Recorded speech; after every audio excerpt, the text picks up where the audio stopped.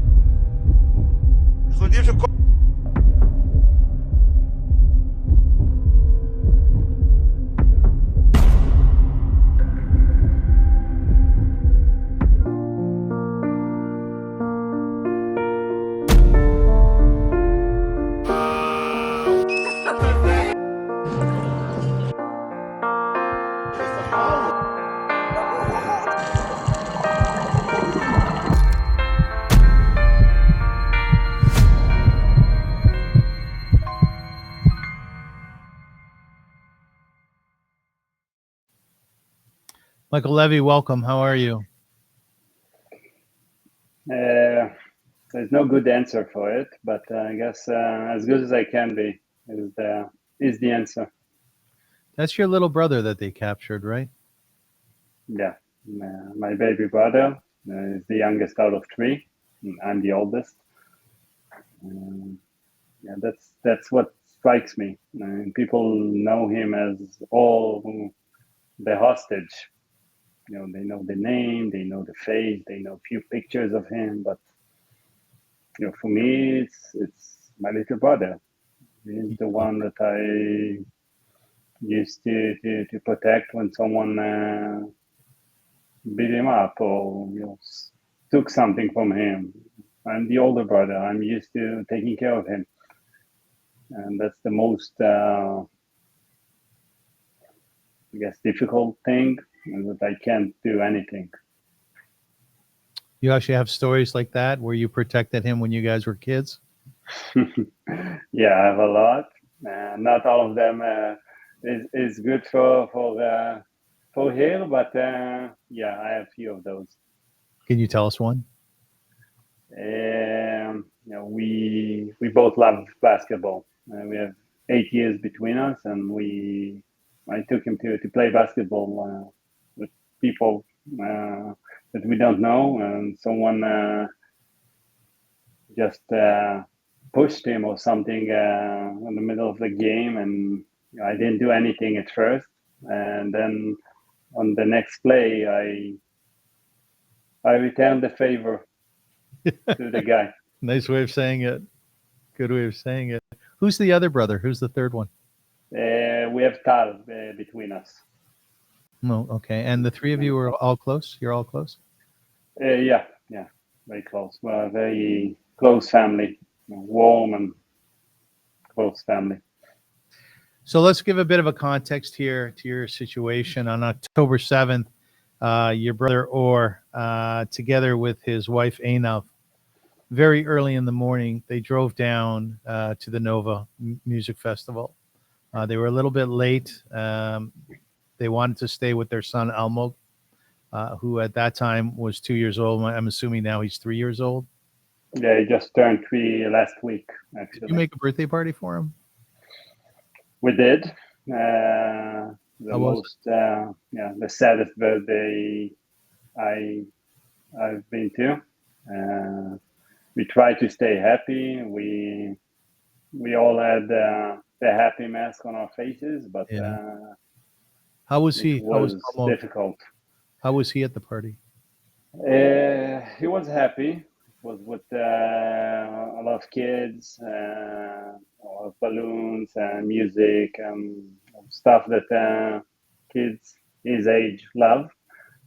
Um, but for us, for me, it was difficult to be in at the same room. Did you buy him a I gift? Of course, What did you buy actually, him?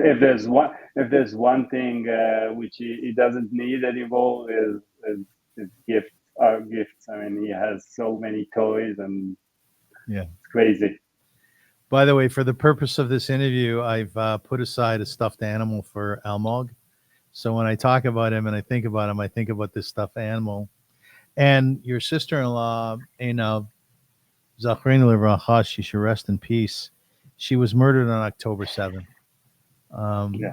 I also lit a candle for her for the interview, a Yortzeit candle. Thank you. They went down to the Nova Festival, and like they say in English, the shit hit the fan. And they started texting and started calling your mom and other people. They said, you wouldn't believe what's going on down here. And at some point in time, they found their way into a bomb shelter. And that's where things went sideways. Terrorists started throwing grenades in. There's a superhero, was able to throw back 7 of them, but the 8th one blew up and killed Eynav.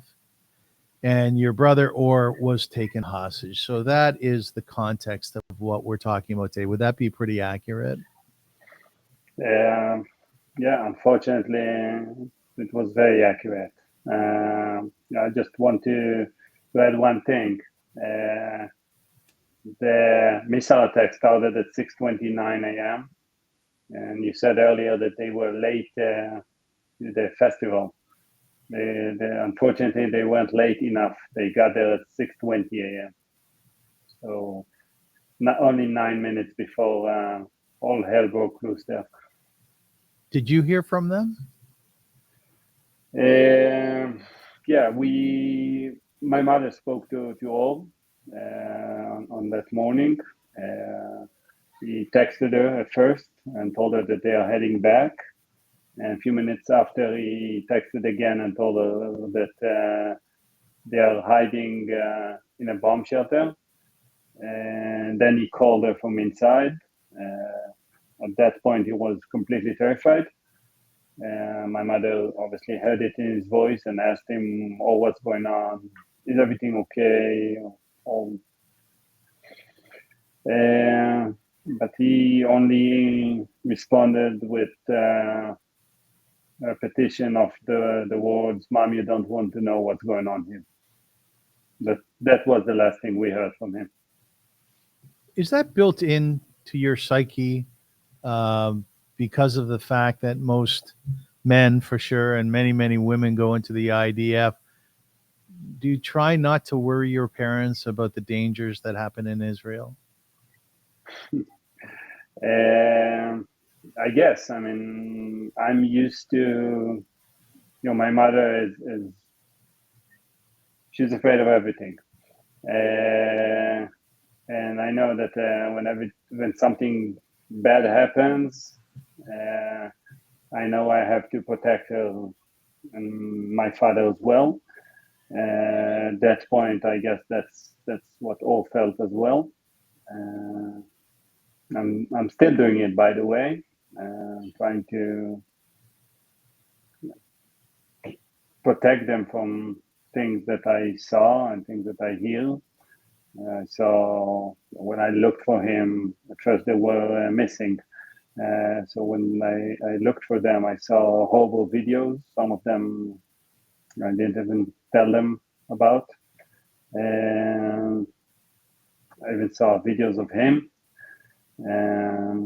which they didn't see. But yeah, that's, I guess, this is why. Your wife is Ela. Does she manage to protect you at all? She tries. She tries, but her hands are full with our three little girls. We try to protect them. They are part of it. They're a big part of it, actually. It's their uncle, it's their aunt who was murdered. I'm not sure how it is in Canada, but in Israel, it's all over the news. You cannot. It's not just on the news. You cannot go outside and without seeing the faces of all the hostages, including all. Actually, they have a game which, whenever they see the poster with all the hostages, they compete between themselves. So who will find all first? Yeah. I guess that's their way to deal with it. But they talk about it all the time. They cry a lot. They ask me horrible questions that no kid in the world should ask. Like what? What sort of question? Horrible questions. My 10-year-old daughter asked me once on our way to school. She asked me, "Dad, how did they find Eynav? How did she look like when she died? How did they know that she's dead? What killed her? Things that I didn't have an answer for." What did you And say to her? in most cases, I told her that I don't know and that I'll try to ask. Actually, I did ask, and most of the answers were we don't know because it was such a mess. And there were so many parties that no one knew exactly where they found her, what killed her.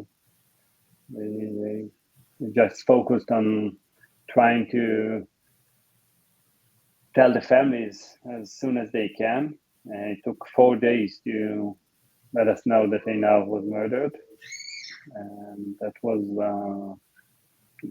one of the worst days of our lives, Yes. as you can imagine. Yes. Um, as I told you earlier, before we started, I think none of us stopped and riffed about Eynav.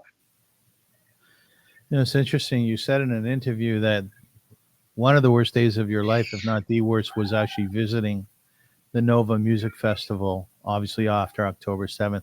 But then you corrected yourself and you said, no, probably the worst day was when we told Almog that his mom won't be coming home. Yeah, Who told him, Michael? actually, my mother. How did she Uh, do it? Like, what did she say? we obviously, as professionals, Yes. wanted to understand what's the best way to tell him. Uh, Sadly enough, psychologists know how to deal with a mom or a parent that was murdered or died, but they Yes. can't. They don't know how to deal with a father who is a hostage. So they told us to tell Almog that his mom left and that she won't come back. And they told us to tell him that his father, or my brother, uh, is missing and that we are looking for him with the help of a lot of good people and that we are doing everything we can in order to find him and get him What, back. what did he respond?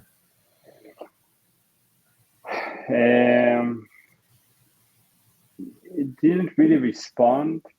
which is, I guess, normal.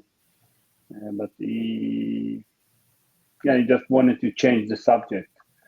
And since then, he's asking a lot of questions. Where are they? Just the other day, my other brother took him for a walk. And he just stopped. Almog just stopped in the middle of the street and told him something like, "Mom won't come back, right?" Yeah. Oh. And then he said that he misses all his father. It's good he talked about it. We had to. I mean, he's asking questions. He's only 3.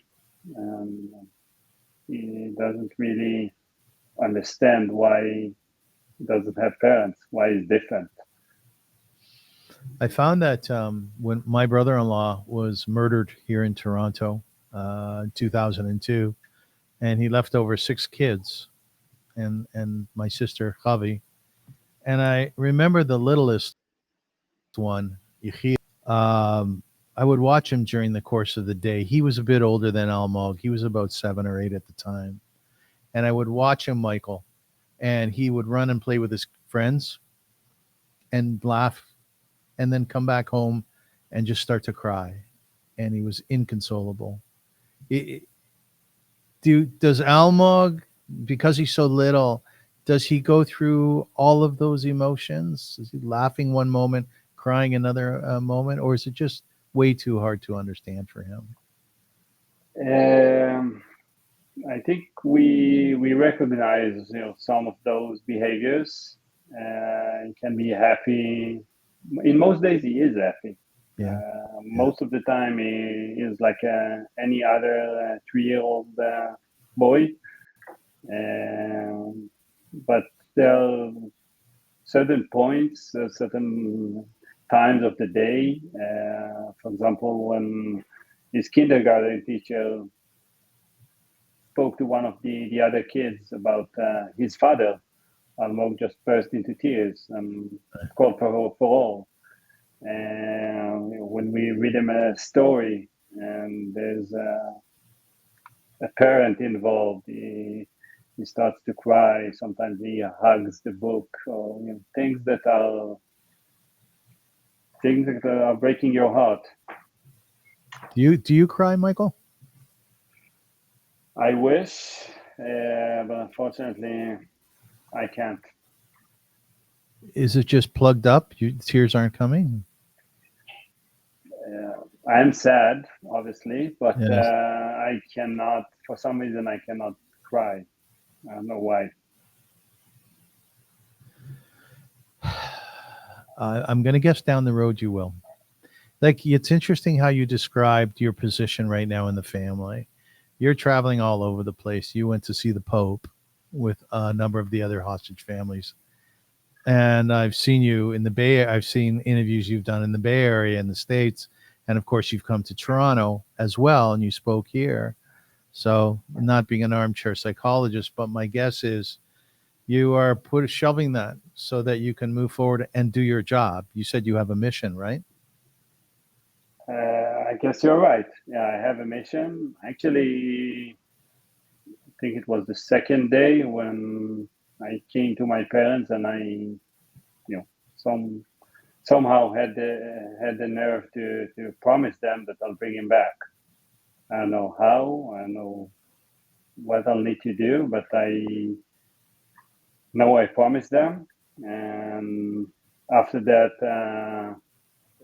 when one of my girls started crying and told me that she misses all.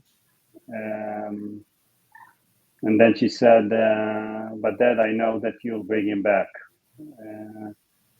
And then, I cannot let them down.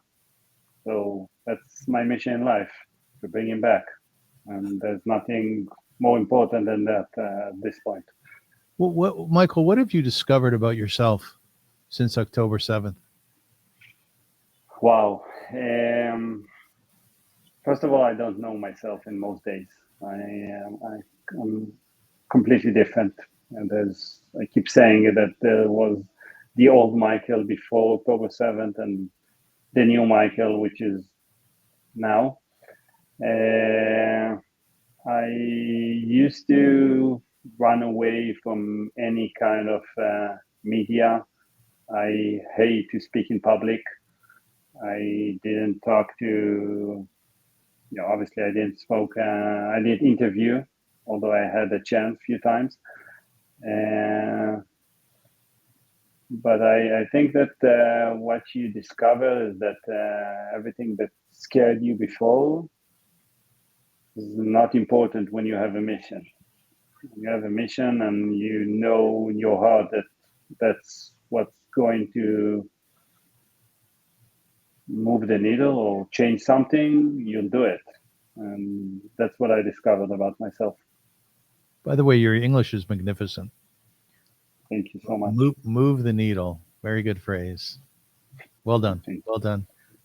You said also that you're not sleeping a whole lot, 2-3 hours a night. Are you eating very much? you. There are positive things about the situation, I guess. I lost almost 10 kilograms of my weight, which is Interesting way of looking at it. Yeah. yeah. I try to look at the positive things of this horrible situation. Obviously, I'm kidding, but yeah, I lost a lot of weight. As you said, I barely sleep. But I guess that's what you have to go to in order to bring your baby brother back. You know what amazes me about you? Yeah, firstly, you have a wonderful smile. And secondly, you have the ability today on July the 7th. We are 275 days since October 7th. You laugh and you make funnies, you make jokes. The way I look at it is that I have two options. I can cry all the time and Yeah, yeah. just feel sorry for myself and sit at home and cry and don't do anything, or I can go outside and fight and smile and try to go on with my life and try to be as positive and up and as optimistic as I can. Do your buddies know what to say to you?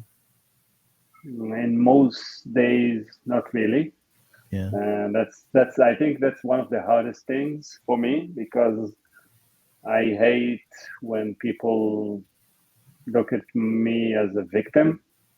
A lot of people, and I understand why, by the way. It's not that I don't understand, but most people are afraid to hurt my feelings or break me or whatever they might think. So they talk to me as if they are not themselves around me. And They talk to you like you're a kid, maybe, no? sometimes they talk to me as a kid. Sometimes they talk to me. They. It's not even the words. It's the whole atmosphere around me. Yeah. Yeah. And I guess this is why I try to smile and laugh and show them that I'm fine. Nothing's going to break me. I'm not going to let Hamas win. And I'm going to keep fighting until he's back. Have That's it. have you lost it on anybody? I think I should have, but no, not really.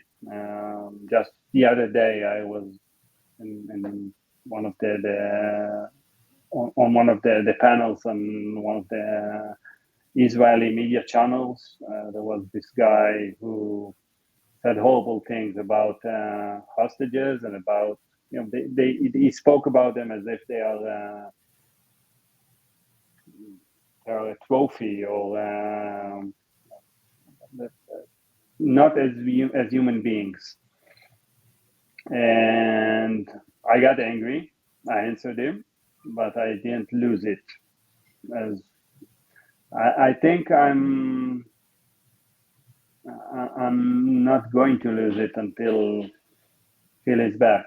Like I said, everything. Someone once told me that when I want something, I have a tunnel vision. I can see. And my mission here is to bring him back. Everything else is just background noise for me.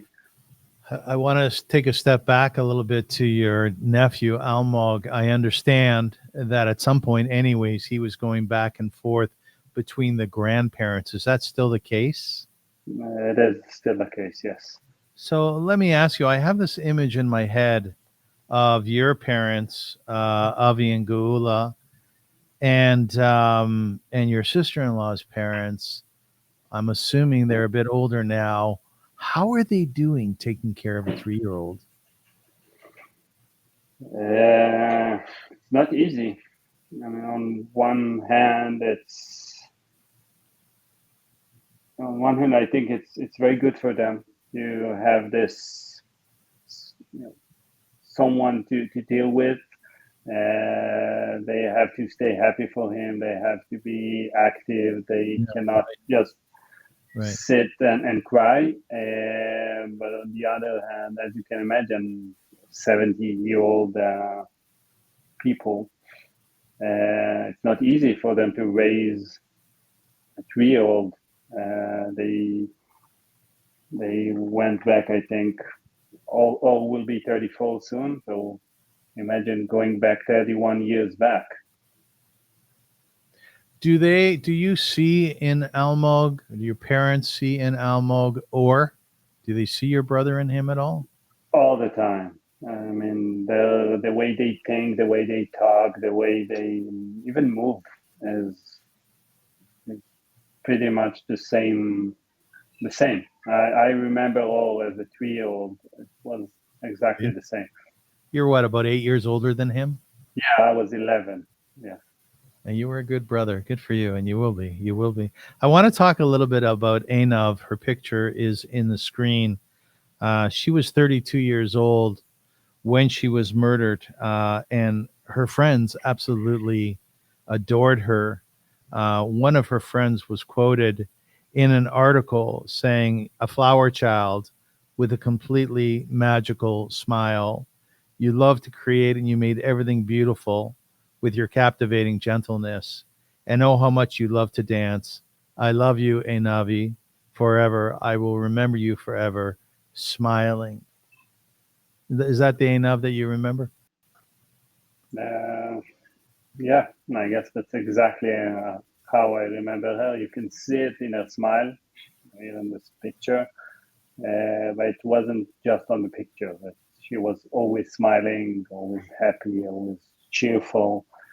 And that's actually how they both were. I think that's what united them. They are pretty much the same person. Was happy, always surrounded by friends. They love music. They love to dance. Unfortunately, It was really cool is that they had a tent in their car that yeah, if they wanted to stop and they go, well, there's a nice place to camp. Let's go camp. They were spontaneous. very spontaneous. And it's not easy as parents, but they did, especially not as young parents, and they did it a lot with Almog. They traveled with him a lot. They went to Thailand with him. I think he was 2 or less than 2 when they took him to Thailand. So they were very cool parents. Do you have images of a Nav as a mom taking care of Almog? Of course, it was amazing to see Eynav with him, all with him. The way they took care of him. Uh, yeah, You know, I have those images of our Friday dinners at my parents' house with the things that you take for granted, yes. but now you miss them. It said about Einav, your sister-in-law, once again, she was murdered on October the 7th, she should rest in peace. That it seems as though she was just one of those individuals who made a lot of people happy. She and your brother, or they had met in high school. And Yeah, they were actually part of the same group of friends for many years. Actually, I think they knew each other for 7 or 8 years before they started dating. They were at first they were very good friends. I think I told the story, and they were such good friends that at one point my mother asked, "Oh, why don't you date enough? I mean, you're so close. You're always together. It's we all see it." And his response was, "No, she's like my sister. We can't do it." And then a few months after, they started dating. So a big surprise. that's lovely. When I look at her face, I know that when she passed away, when she was murdered, she was 32 years old. But she has that look of being such a young girl. I can only guess that her spirit was very, very young, right? Uh, yeah, I mean, I keep saying that ONA now were soulmates, and they were what we call here the new Israeli dream. I was very successful, very successful computer engineer, and I was a very successful graphic designer. They had great jobs. They had a lot of friends. They were happy. They were traveling a lot. But we all want to have. And on October 7th, everything just stopped. Your brother, when I first looked at his picture, I saw this little gleam in his eye. He seemed like one of those guys who I grew up with who was just full of life, right? It's And exactly how he you, was. you He could see is. it in his eyes. He's got that look, like he's looking around trying to figure out what am I going to do next. Am I correct? You're exactly right. I mean, I have so many stories about him doing crazy things. Uh, yeah, he's one of those geniuses that has this crazy look sometimes, and trying to. As a kid, he did a lot of things, uh, but he grew up to be an amazing man and an amazing father. It's interesting. You said that he used to intentionally, when he was little, used to intentionally break things so Yeah. he could fix them. Exactly. And now, at first he just broke them and that's it. But at some point he knew how to put them back together. And now, if you need anything electrical, TVs, phones, computers, whatever, he's your guy. He taught himself to program, and is now one of the best computer engineers you can find. Uh, that's all. That's all. Actually, I have a computer here that he built. Well, when you think about Orr being a hostage, do you have any thoughts about how he would handle it? In most days, I try to run away from those things because it will just make it hard for me, I guess. I try to, when I think about it, I try to think about how his character will help him with those monsters. He's always positive, always happy, always wants to help. So in my mind, he is helping them fix electrical things that were broken, or just teaching them things in order to survive. And hopefully, with other people and keeping them happy as well. You know what? When I interviewed probably a couple months ago now, Yair Moses, Yair's father, Gutty, is a hostage in Gaza. He's 80 years old. His father's wife, second wife, was murdered on October 7th, and there was a whole slew of things that happened to his family. But what amazed me about Yair and what amazes me about you is that when October 7th happened, you just jumped into a position whereby you just knew that you had a task and a mission in front of you. And what's really compelling is that this mission, as I mentioned before, has taken you all over the world, including uh, to Rome, visiting the Pope. I have a short video here that I'd like to show, and then I'd like to hear your response or your thoughts on this mission, where it has taken you, and what you believe you have accomplished through it. Let's have a look. אור לוי הוא אחי הקטן. הם הגיעו לפסטיבל ב-6:20, 10 דקות לפני שהגיהנום התחיל. המשפט האחרון שהוא אמר לאמא שלי היה, אמא את לא רוצה לדעת מה קורה. זה הכי טוב, אנחנו יחד מגיל מינוס.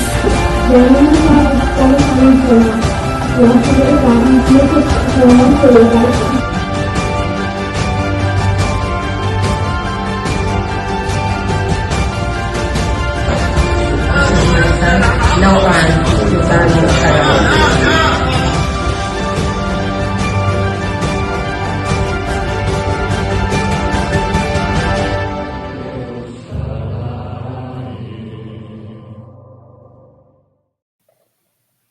Michael, have you taught yourself over time to block out the pain of seeing these images?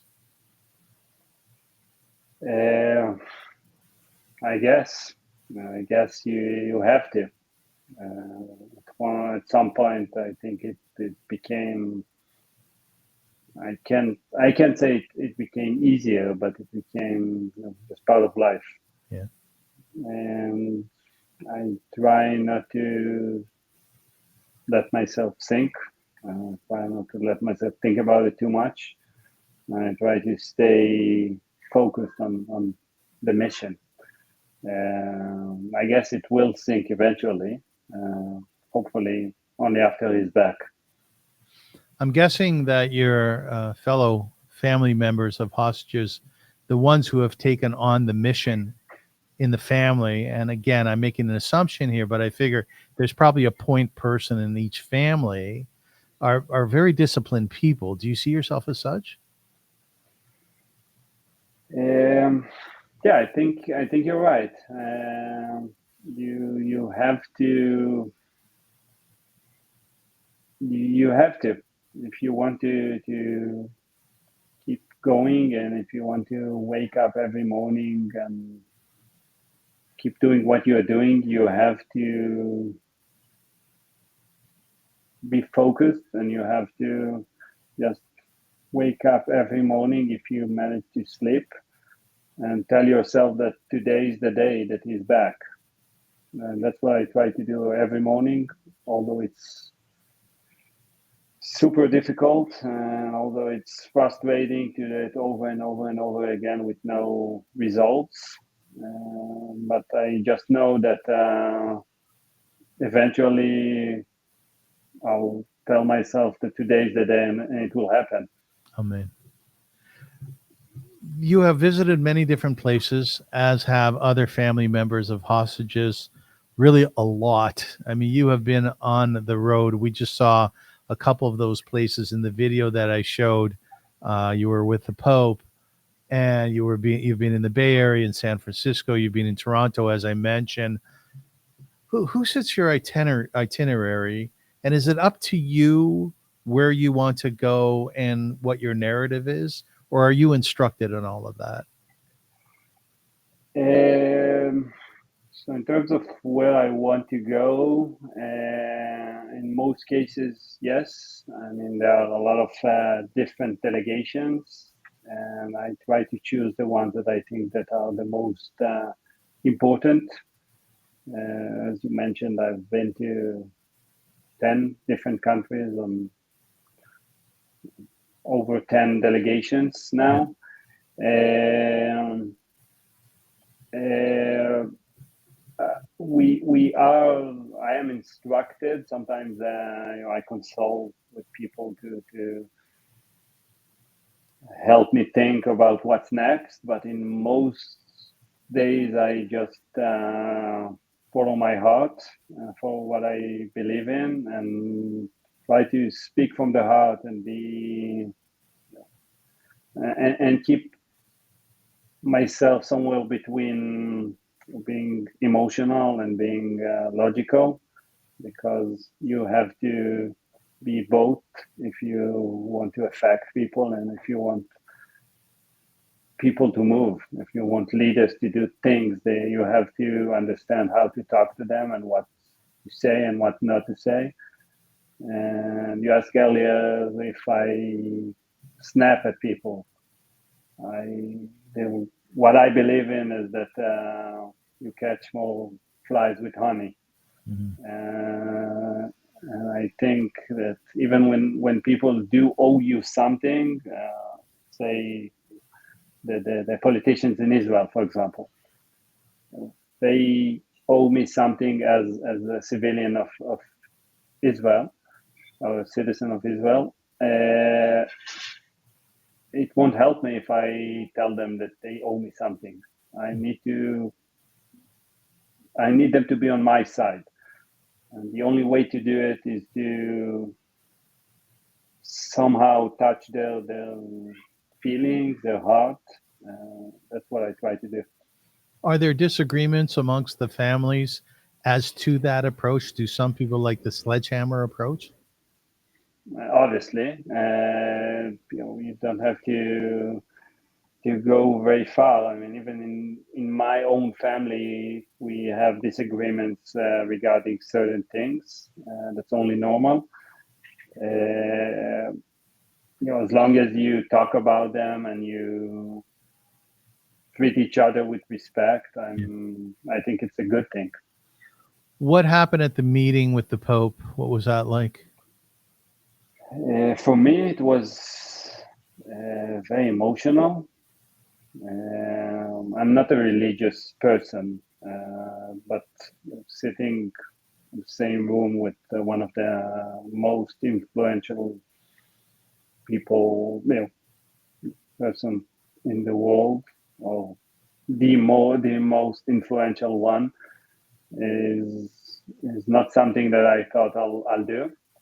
And when I went to him and showed him all picture and told him the story, he just took his hand and put it on his face and prayed. And even for me, it was a very emotional moment and showed me a lot about him and about how he looks at it. I'm assuming you've hugged a lot of strangers in the last 275 days.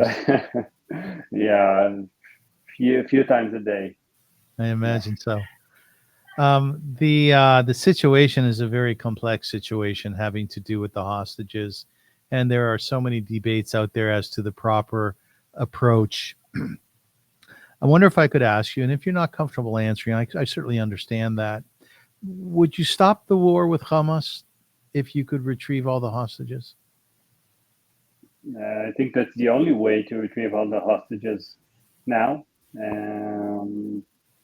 The way I see it is that they can eliminate Hamas after they bring all the hostages back. They tried to eliminate Hamas in the past 30 years, and it's still there. And as the U.S. learned and in Iraq and in Afghanistan, and And as Israel learned in Lebanon, you cannot kill an idea. And Hamas, unfortunately, killing people is an idea, and their hate is an idea. You cannot just kill it. And you have to do it slowly by education. You have to raise the next generation for not hating Israelis or not hating the Western society, because I keep saying it, people tend to look away, people outside of Israel. But it happened here, but you are all next. That's and that's not something I invented. Hamas said it. They said that Europe is next and the US is next, and it's already happening all over the world, even in Canada. And I think that the world should take a stand against terrorism and take a stand against those evil organizations, because it's not about Israel versus Palestinians. There are Palestinians and there is Hamas. That's not the same thing. There are good Palestinians who only want to live in peace, and there is Hamas who only wants to kill everyone, including Muslims, by the way. And just outside of all in Einav's bomb shelter, they murdered a Muslim guy who spoke to them in Arabic, and they knew he was Muslim, and they didn't care. They just murdered him the same way they murdered all of the other victims. Do you pray to God? Sometimes, I try to make deals with God, but as I said, I'm not a very religious person, but I believe that there is something there. You can call it God, or I call it God because it's easier. But I try to talk to him all the time. How's the conversation going? Unfortunately, I didn't answer yet. That's good. That's good. He hasn't actually. yeah, I guess. Actually, what I mean is directly to you. Yes. Yeah. I get it. But to be more serious, I guess. I ask him things. I promise things, and I promise things. If all will come back, I hope it will help. It didn't yet. Do your parents pray to God? I think they are the same. They are the same as me. So the answer, I guess, is yes and no. It really depends how you think about praying. Have you gone to see Einav's parents? Yeah, of course. Well, what was that like? What was that like? Obviously, it wasn't easy.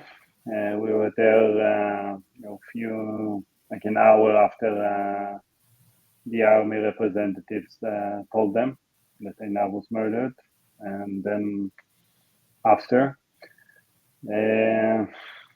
as you can imagine, I mean, no parent in the world should lose his little girl, and they did. Yes, they did. We can only wish them well. Only wish them well. In Iran, a new president has been elected, and he's considered to be a moderate. And his statement after he was elected, exactly, his statement after he was elected was, "I want us to make friends with every country except for Israel." And I'm thinking to myself, I love our people. I love the Jewish people. You and I are Jews, whether you live in Israel or I live in Canada. I honestly, I can't for the life of me. I really cannot, Michael, understand how it is or why it is that we are hated so much. You have any thoughts on that?